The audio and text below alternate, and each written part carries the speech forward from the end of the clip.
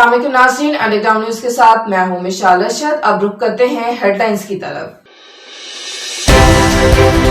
खैबर पख्तूनख्वा में बल्दियाती इंतखाबात का दूसरा मरहला, 18 अजला में पोलिंग जारी। एबटाबाद और सवात में सिटी मेयर के लिए कड़ा मुकाबला मुतवक्के।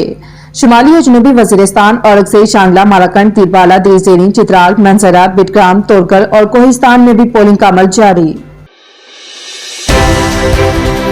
वज़ीर-ए-आज़म के खिलाफ अदम एतमाद पर बहस, कौमी असम्बली का इजलास दोपहर 4 बजे होगा।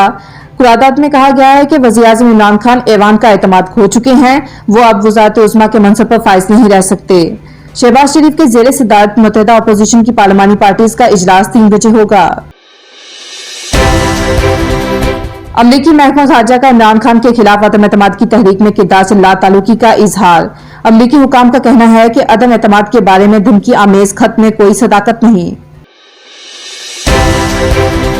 वफाकी वज़ीर इत्तलात फवाद चौधरी का कहना है कि वज़ीर-ए-आज़म इमरान खान से किसी ने ना तो इस्तीफा मांगा है और ना वो इस्तीफा देंगे। वो आखिरी गेंद तक लड़ेंगे, जब बाजी पलटेगी तो दुनिया देखेगी। वज़ीर ममलिकत फैग हबीब ने कहा कि कौम बैरूनी साजिशों की कठपुतलियों को जान चुकी है।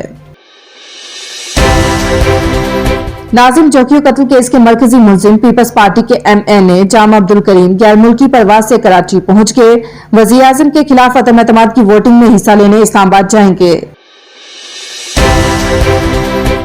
और 3 मैचों की सीरीज में वापस आने का मौका। ग्रीन शर्ट्स को बड़ा चैलेंज दरपेश। पाकिस्तान और ऑस्ट्रेलिया का दूसरा वनडे आज कज़ाफी स्टेडियम लाहौर में खेला जाएगा।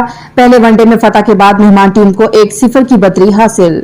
ये थी अब तक की हेडलाइंस। अंडरग्राउंड न्यूज स्टूडियो से फिलवक्त इतना ही। मजीद बाखबर रहने के लिए देखते रहिए अंडरग्राउंड न्यूज।